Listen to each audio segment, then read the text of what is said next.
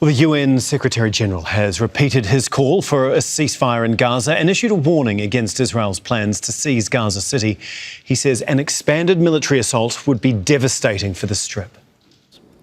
I must reiterate that it is vital to reach immediately a ceasefire in Gaza and the unconditional release of all hostages, and to avoid the massive deaths and destruction that a military operation against Gaza City would inevitably cause.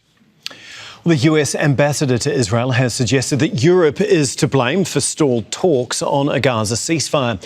He described calls to recognise a Palestinian state as counterproductive. I do think that without any question, the noise that has been made by European leaders recently, this conference in New York, is having the counterproductive effect that they probably think that they want.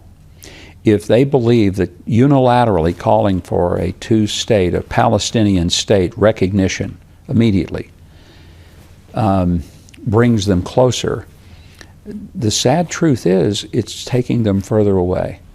I think some of the actions that you're seeing, whether it's E1 or talk about declaring sovereignty or annexation, have been prompted by what is clearly a violation of the Oslo Accords, where there would be a declaration of a Palestinian state without the involvement of the Israelis.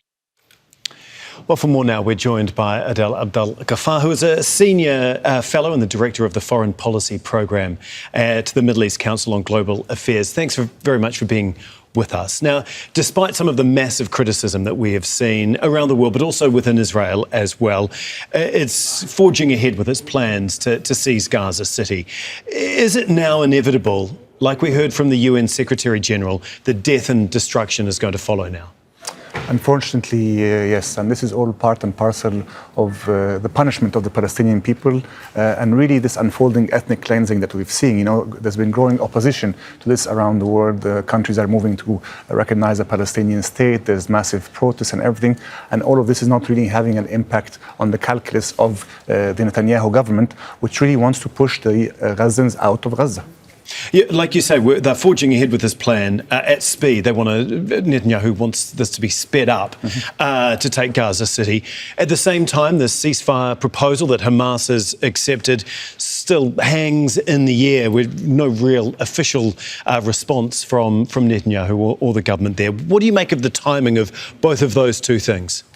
I think the Israeli government wants to keep the discussions going because it also has a domestic constituency that wants the hostages released, but also the right wing of the government wants to also forge ahead with this takeover of Gaza, not just Gaza City, but overall Gaza. So I think both objectives are unfolding at the same time. It's also worth noting that the reservists are being called, and a lot of Israeli reservists are not reporting for duty.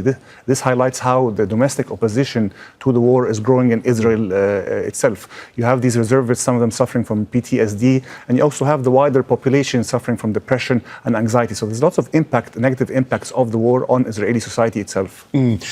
Despite that, though, Netanyahu is pushing ahead with this. I mean, there's no real regard for the ceasefire proposal that we're waiting for a response from him on. Is he seemingly immune to any pressure at this point in time, even if it is coming from those within his own military? Well, Netanyahu has really one objective. Number one is to look after Netanyahu.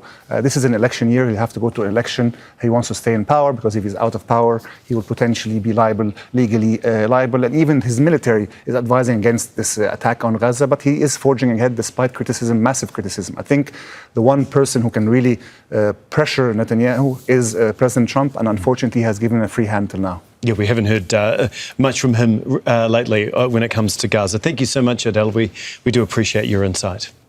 Don't miss out. Get the full picture.